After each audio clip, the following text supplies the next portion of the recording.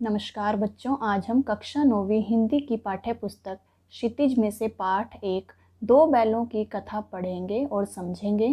Video को आपने complete देखना है और कमेंट करके बताना है कि आपको वीडियो कैसा लगा। तो शुरू करते हैं। पाठ का नाम है दो बैलों की कथा, जो एक कहानी है जिसके लेखक प्रेमचंद जी हैं। तो कहानी शुरू करने से पहले हम प्रेमचंद जी के बारे में थोड़ा सा जान लेते हैं। तो आइए देखते हैं। प्रेमचंद का जन्म सन 1880 में बनारस के लम्ही गांव में हुआ था और उनका मूल नाम धनपत राय था और उनकी मृत्यु कब हुई थी? सन 1936 में इस महान कथाकार का देहांत हो गया था।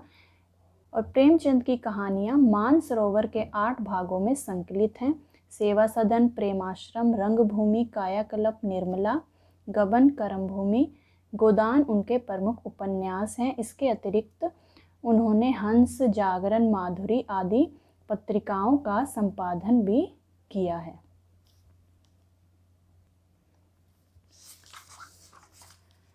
दो बैलों की कथा के माध्यम से प्रेमचंद ने कृषक समाज यानी कि किसानों और पशुओं के भावात्मक संबंध का वर्णन किया है। इस कहानी में उन्होंने यह भी बताया है कि स्वतंत्रता सहज में नहीं मिलती, कि स्वतंत्रता जो है, आज़ादी जो है वो आसानी से नहीं मिलती। उसके लिए बार बार संघर्ष करना पड़ता है, मेहनत करनी पड़ती है और कष्ट भी सहने पड़ते हैं। इस प्रकार परोक्ष रूप से यह कहानी आज़ादी के आंदोलन की भावना से जुड़ी हुई है, यानी कि इनडायरेक्ट रूप से यह कहानी आज़ादी के आंदोलन की भावना को दर्शाती है। तो आइए कहानी का अध्ययन शुरू करते हैं। दो बैलों की कथा। जानवरों में गधे को सबसे ज़्यादा हीन समझा जाता है, बुद्धिहीन यानी कि सबसे ज़्यादा मूर्ख समझा जाता है। जब भी हमें किसी व्यक्ति को बेवकूफ़ कहना हो तो हम उसे क्या कह देते हैं? गधा कह देते हैं। और दूसरे जानवर तो कभी कभी उन्हें तो क्रोध आ भी जाता है, लेकिन जो गधा होता है वो अपने सीधेपन और सहिष्णुता के कारण यानी कि सहनशीलता के कारण वह कभी भी क्रोधित नहीं होता है। उसे केवल हम बैसाख के महीने में ही खुश देख सकते हैं, बाकी किसी भी महीने में उसकी परिस्थिति जो है वो नहीं बदलती। उसका स्वभाव जो है ऋषि मुनियों जैसा है, बिल्कुल शांत स्वभाव है।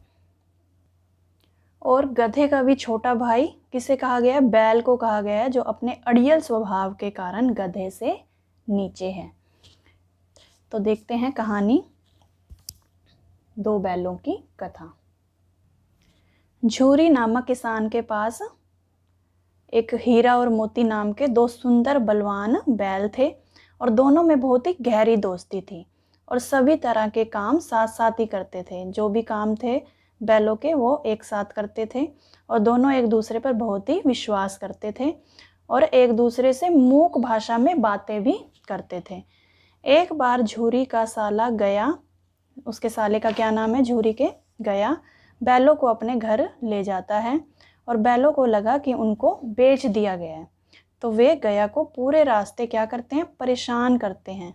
वे मन ही मन झूरी के विषय में सोच रहे थे और शाम के समय वे अपने स्थान पर पहुँचे। वहाँ उन्होंने सब कुछ पराया लग रहा था, उन्हें अपने मालिक झूरी की याद सता रही थी और उन्हें भूख लगी थी, लेकिन फिर भी वो कुछ नहीं खा रहे थे। और रात के समय क्या होता है? वे अपनी जो रस्सियां हैं उसे तोड़कर झूरी के पास वापस घर लौट आते हैं और झूरी भी उन्हें देखकर बहुत ही खुश होता है। लेकिन जो झूरी की पत्नी है वो उन्हें क्या कहती है? नमक हराम कहती है कि ये बहुत ही कामचोर हैं, तभी तो वहाँ से भाग कर आ गए। पर झूरी क्या कहता है कि इनको ज़रूर वहाँ पर चारा और दाना नहीं दिया गया होगा, तभी ये वापस आ गए हैं। तब उसकी पत्नी गुस्से में आके क्या कहती है? जो पशुओं की देखभाल करता है उनके घर में, उसे कहती है कि इन्हें केवल सूखा भूसा दिया जाए। और वो नौकर जो है ऐसा ही करता है, उन्हें केवल क्या देता है? सूखा भूसा देता है। और जो नौकर है वो झूरी की बात भी नहीं मानता, जब झूरी उन्हें कहता है कि इन्हें खल भी दे दो ताकि ये बैल जो हैं उस सूखे भूसे को आसानी से खा सकें। पर नौकर जो है वो झूरी की बात भी नहीं मानता है। अगले दिन झूरी का साला बैलों को फिर ले जाता है और घर जाकर उनको मोटी रस्सियों से बांधकर उनके सामने सूखा भूसा डाल देता है। और जो दोनों बैल हैं वो नाद की तरफ, जहाँ पे मतलब भूसा डालने का स्थान होता है, उनके खाने का स्थान, उसकी तरफ देखते भी नहीं है। फिर क्या होता है, दूसरे दिन गया जो है झूरी का साला उन बैलों को हल में जोतने ले जाता है, लेकिन बैल जो है अपना एक भी पैर नहीं उठाते। और गया फिर क्या करता है, हीरा की नाक पर डंडे मारता है। तब मोती को क्या आ जाता है, गुस्सा आ जाता है और वो हल लेकर भाग जाता है वहाँ से। और जो हल है और जो जोत है, जुआ है, सब क्या हो जाते हैं, टूट जाते हैं। और हीरा मोती को समझाता है कि भागना व्यर्थ है, कि भागने का कोई फ़ायदा नहीं और अब की बार बहुत मार पड़ेगी। मोती उसे मज़ा सिखाने की बात कहता है कि इस गया को हम मज़ा चखाते हैं। तो हीरा उसे समझाता है यह हमारी जाति का धर्म नहीं है, कि ऐसा करना हमारी जाति का धर्म नहीं है। गया उनके तेवर देखकर चुपचाप पकड़ कर ले गया और वहीं सूखा भूसा डाल दिया। मतलब कि बैलों के तेवर देख के वो चुपचाप उन्हें पकड़कर वहीं पर ले गया, उसी स्थान पर जहाँ पर उन्हें बांधा गया था, और उनके सामने सूखा भूसा डाल देता है। कुछ समय बाद एक छोटी लड़की दोनों के मुंह में एक एक रोटी दे जाती है। उन्हें लगा कि यहाँ भी कोई सज्जन है, कि कोई अच्छा व्यक्ति है यहाँ भी। उस लड़की का पिता का क्या नाम होता है, भैरव होता है। और उसकी जो सौतेली माँ है वो उस लड़की को बहुत ही मारती थी। सारा दिन दोनों बैल जो है वो काम करते थे और शाम को जब उन्हें सूखा भूसा दिया जाता था तो वो लड़की जो है उन्हें एक एक रोटी भी दे देती थी साथ में, तो उसी से वो खुश हो जाते थे। लेकिन फिर भी उनकी आंखों में जो है विद्रोह की भावना थी, गुस्से की भावना थी। मोती तो कई बार कहता है कि मैं एक आध को मार डालूंगा, पर हीरा उसे समझाकर शांत कर देता है। फिर वह वहाँ से भागने की बात कहता है। तब हीरा क्या सहमति दिखाता है, सहमत हो जाता है कि चलो भागते हैं। और फिर जब लड़की उन्हें रोटी खिलाने आती है तो वो लड़की क्या करती है, उनकी जो रस्सियाँ हैं वो खोल देती है ताकि ये भाग जाएं। और जानबूझ के वो लड़की जो है शोर मचाती है कि बैल भाग रहे हैं, ताकि कोई उस पर शक ना करे कि इसी ने इन बैलों को खोला है। भागते भागते दोनों बैल जो हैं रास्ता भूल जाते हैं और नए नए गांव देखकर खेत के किनारे खड़े होकर दोनों सोचने लगते हैं कि अब क्या किया जाए, किस तरफ जाया जाए। और भूख भी उन्हें बहुत लगी होती है, तो वे पास के खेत में मटर को चरने लगते हैं। और पेट भर जाने के बाद दोनों क्या करते हैं, बहुत ही मस्ती करते हैं। और जब दोनों बैल मस्ती कर रहे थे तब वहाँ पर एक सांड आ जाता है। दोनों उस सांड को देखकर घबरा जाते हैं, लेकिन वहाँ से भागना वो क्या समझते हैं, अपनी कायरता समझते हैं। फिर दोनों क्या योजना बनाते हैं कि एक पीछे से वार करेगा और एक उस सांड पर आगे से वार करेगा, और वे सांड को इस तरह वार करके जख्मी कर देते हैं और जो सांड है वो वहाँ से भाग जाता है। फिर सांड जो है वहाँ से भागता है और भागते भागते वो गिर जाता है। तो मोती उस पर वार करने की सोचता है, लेकिन जो हीरा है वह उसे रोक देता है कि गिरे हुए पे हम वार नहीं कर सकते।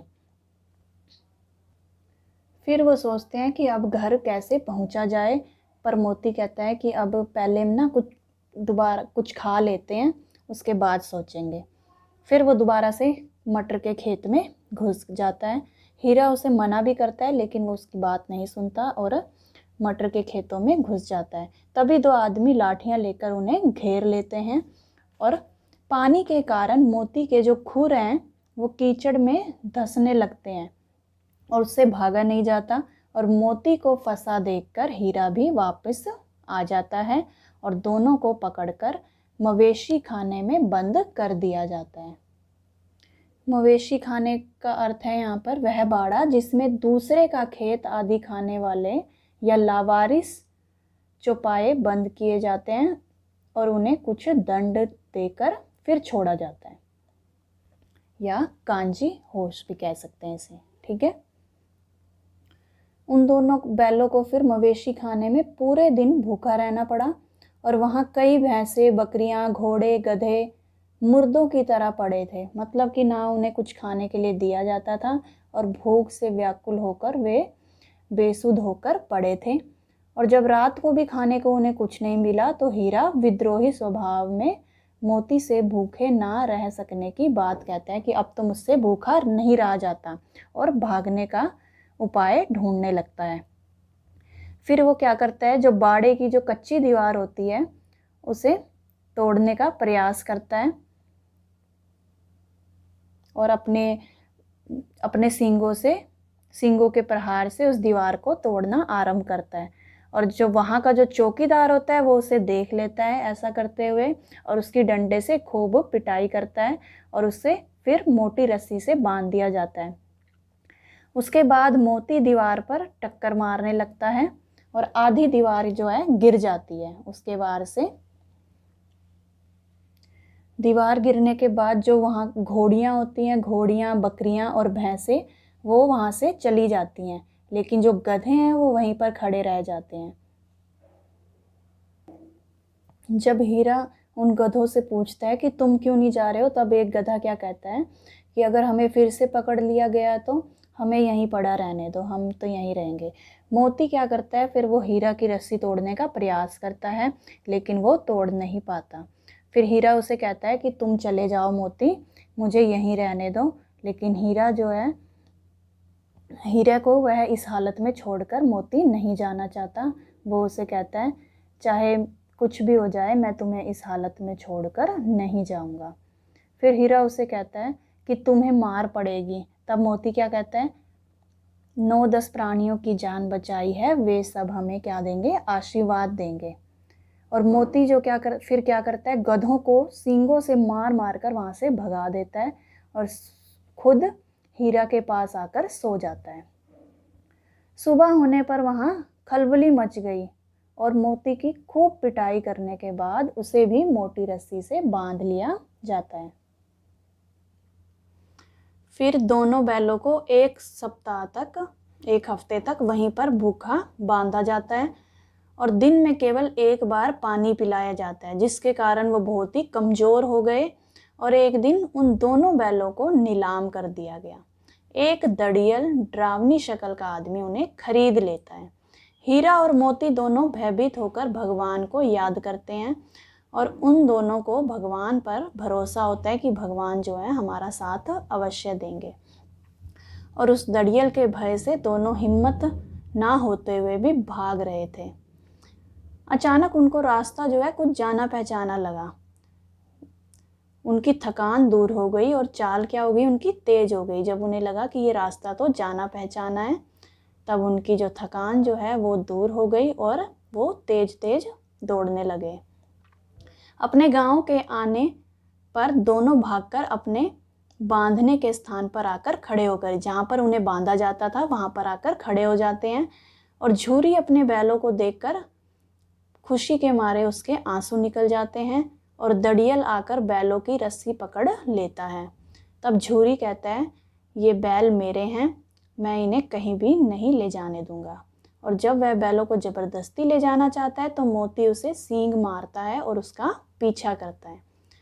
दड़ियल डर कर भागता है और गांव के बाहर पहुंचकर गालियां देता है और पत्थर फेंकता है। और ये सब देखकर जो गांव के लोग हैं वो बहुत ही हंसते हैं। फिर दड़ियल जो है वहाँ से चला जाता है और हीरा और मोती आपस में मूक वार्तालाप करते हैं। उनकी भी अपनी एक भाषा होती है, जैसे जो गूंगे व्यक्ति हैं जो आपस में बातें करते हैं इशारों के माध्यम से या संकेतों के माध्यम से, उसी तरह हीरा मोती भी आपस में बातचीत करते हैं। थोड़ी देर में ही उनके लिए खाने का अच्छा प्रबंध हो जाता है। दोनों को भर पेट खाने को मिलता है और झूरी जो है उन्हें प्यार से सहलाता है। फिर उसकी पत्नी आकर दोनों को प्यार से चूमती है।